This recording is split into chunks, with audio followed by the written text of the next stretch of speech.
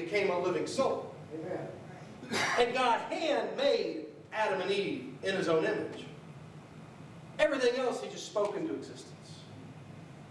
He said, be, and there it was. He called the birds birds, but He brought them to Adam one by one and said, I want a relationship so bad that I trust you with my creation. I trust you with that I've created. Trust builds a relationship quicker than anything else. Yes. If you can trust somebody, yes, you can have a relationship with them. But here's the best part of this whole story. And Adam said, he said, I heard thy voice in the garden, and I was afraid because I was naked, and I hid myself. And God said to him, who told you you were naked?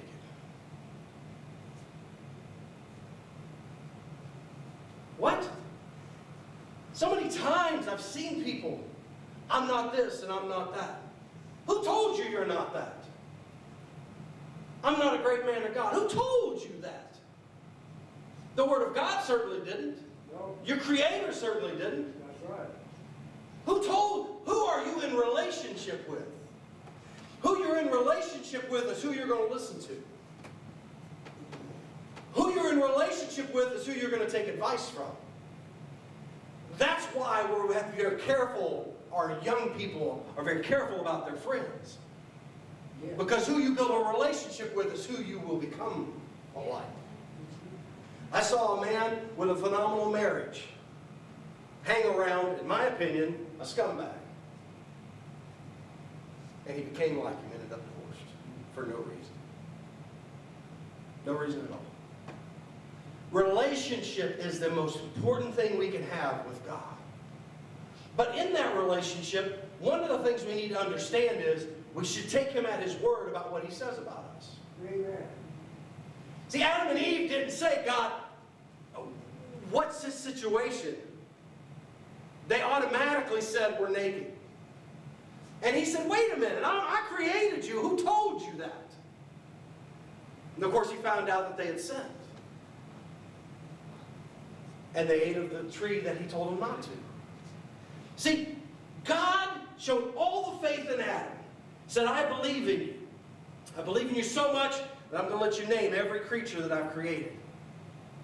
And Adam turned around and spit in God's face. And did this on the relationship. Because he didn't listen to God. See, if you're sitting in an environment and God tells you to do something and you don't do it, you're hurting your relationship with God. You're not stepping out and believing that He said He was going to do what He said He was going to do. That's all He desires is a relationship. In Mark chapter 1, and in several instances, God uses the relationship of a father and a son to prove a point. Why does He do that? Because, see, I am now a dad, and I've been a dad long enough to know that I know when my kids are lying to me. I don't know how I know, but I know. I had an instinct today to do something. And so I tried to get the one to do it. And he didn't cooperate. And so he ended up doing what I knew. He ended up messing up, and I knew he was going to mess up if he didn't do what I had an instinct to tell him to do. How? Why? I don't know. That's just because God made the relationship that way. There's no more intimate relationship than a parent-child relationship, other than a husband and wife relationship. There's no relationship more intimate than that. I can almost sometimes finish my children's sentences before I know exactly where they're going sometimes when they open their mouth. How? I don't know, because I have a relationship with them. I've worked on that. I've tilled the ground. When the storm has come, I've held it up. When it's looked weak, I've watered it. So therefore the relationship has become strong. And like a mustard seed, it has grown into the great, it grows into the great oak. But it doesn't do that without relationship.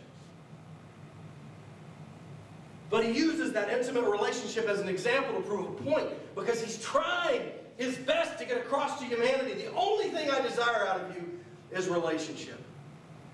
Now this may mess some of you up, but God don't care if we meet here or if we meet down the street. But he does want us to meet.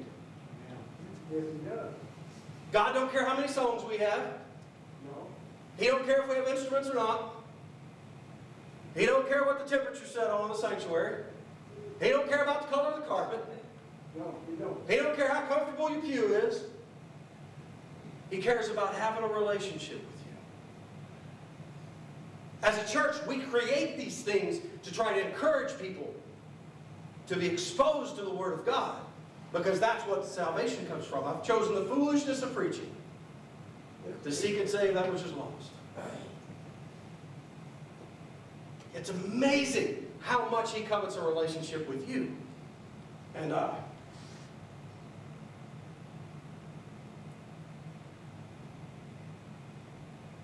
I wanted to give this as an example, and it's a very controversial topic, but I wanted to give it as an example because it's an example that has failed in our society, and it has begun a few years back to fail inside the Christian church.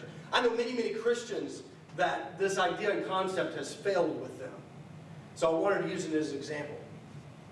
In my opinion, Josh Moss, not Hillside Pentecostal Church or the Church of God. This is me talking. It's on recording, so you can't say I didn't say that. It's me talking. In my opinion, I believe the reason that God is against homosexuality is because it does not bear fruit. It cannot bear fruit. And God desires a relationship that produces fruit. Time and time again, the first thing he said is, be fruitful and multiply. Amen. That's what he said. He says in Mark, for this cause shall a man leave his father and mother and cleave to his wife. They twain shall be one flesh. So no more twain, but one flesh. What therefore God has joined together. He's not talking about the two individuals. He's talking about man and woman. He joins them together for this purpose. He tells his disciples, go, preach, teach, baptize, multiply. Yes. Over and over again, God tells us to multiply. And if we're in a relationship of any kind that can't multiply in any way, then there's no fruit in it. I know there's situations where people can't have kids, and I'm not downing that. But there's a possibility of fruit in most normal relationships. Yeah. And the possibility of fruit is all God needs. That's all he wants. Yeah. He only wants you to multiply yourself and others. Making disciples is another way. I know people that there's a house in my hometown that, come to find out, I was told for years it was an insane asylum. The buildings still stand. These 3 huge mansions still stand. They've been vacant since I was a kid, since I was 16, 17 years old. The property still sits vacant, 10 acres, with 3 big, huge houses on it. Come to find out, it was a woman's home back in the day. A husband and wife team got together. They took in mothers with children, single mothers with children, and they took in orphans. And they fed them, and they took them on trips, and they were fruitful. And they multiplied themselves. They created that type of relationship. And if we're going to have a relationship with God, we must understand it must be fruitful. It must create fruit. What did Jesus do when he walked up to the fig tree that didn't have any figs on it? He cursed it. Why? Because he said, you have the appearance. The reason that fig tree upset him so much was because it looked like it was a fig tree. But in reality, it was just a bush.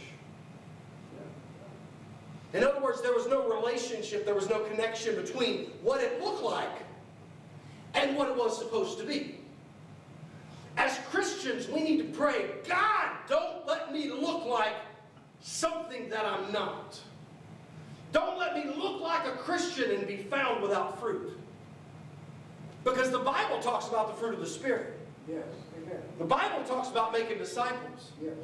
The Bible talks about, if you're in me, these things will happen. These signs shall follow them that believe. They shall lay hands on the sick and they shall recover. Amen. They shall speak with new tongues.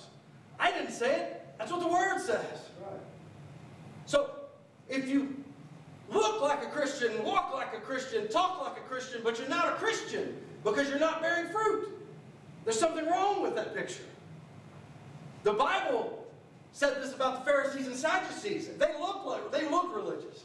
Oh, they fast and they powder their faces up and they get long faces when they fasted, you know. They're, oh, look at him, he's holy, he's fast, woo, he's righteous, woohoo, look at him. But it was all based on pride. The Bible calls them like whited sepulchres.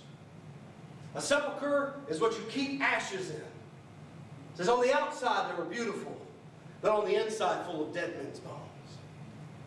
A relationship is so important that in Matthew, God addresses this.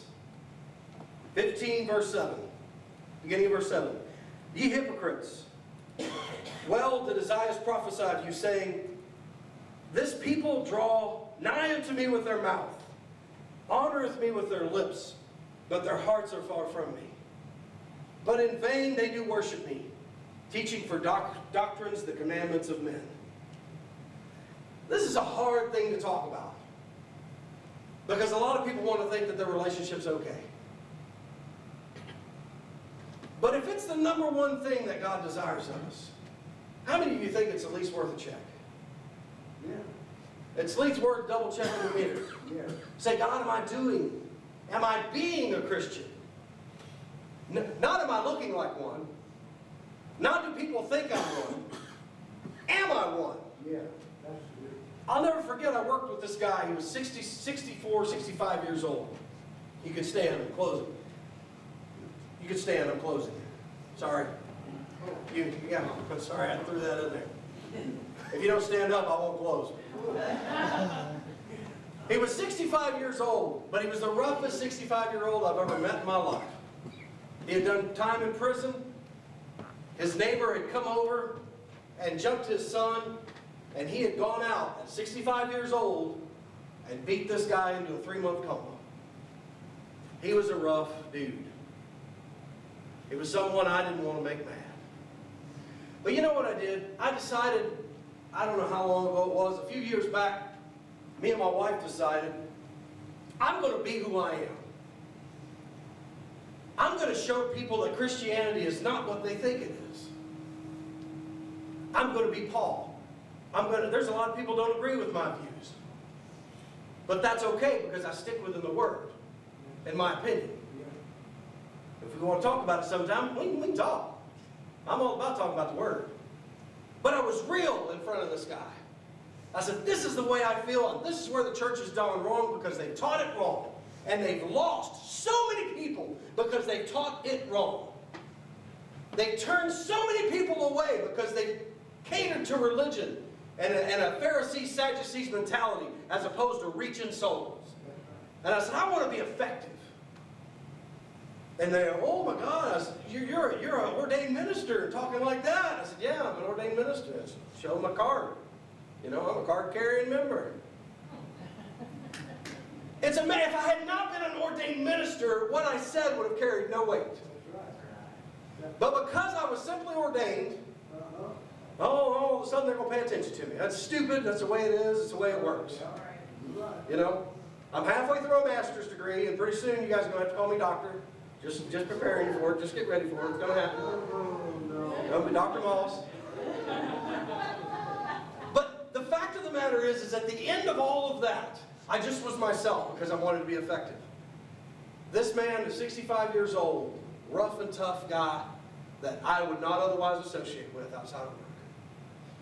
Came up to me one day and he said, Josh, he said, if I ever had to choose anybody to be my pastor, I would choose you. And that was a great honor for me. I was very humbled by that. Most people wouldn't even give him a second look. You know? To most people, he would be the gentleman on the side of the road that was beaten and dying. And they wouldn't even give him a second look. Because you got to get dirty. Jesus got dirty. He ate with the sinners. He didn't He didn't. You know, this whole separation thing in the Christian world has gotten too far. Yes, we're to come out from among them in our actions.